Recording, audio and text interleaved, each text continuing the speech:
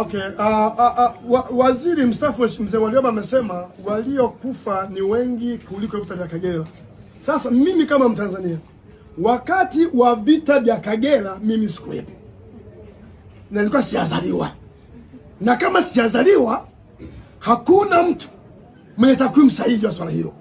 Lakini vile vile watu waliokufa kama alivyosema kwa Tanzania, waliokufa hakuna mtu mpaka sasa mwenye takwimu kamili.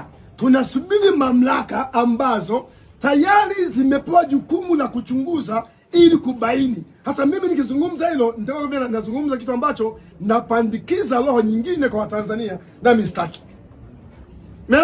Mimi kutoa takwimu kwamba watu kadhaa walikufa, nitakuwa ninachukua mamlaka ambayo msifanye nini? Hiyo sensa.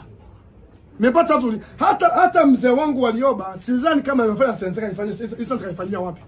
Sijajua sensa kaifanyia wapi, lakini siwezi kuunga mkono maneno yake aliyozungumza kwa mara mwisho, kwa kuwa kwenye vita vya Kagera mimi bado baba yangu ndo kwenye mzunguko labda wa bao la kwanza au la pili, ili mimi nifanye kiumbe kipya. Hii nizalie sijui.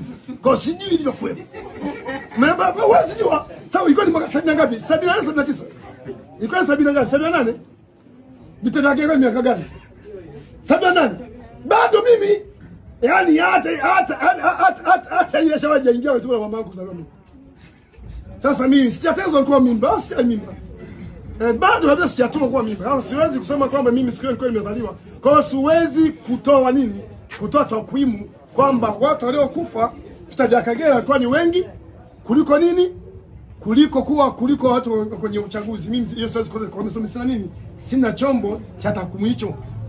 Hata kwenye historia ya vita vya Kagera sijai kuona idadi ya watu waliofanyaje waliokufa vita vya Kagera.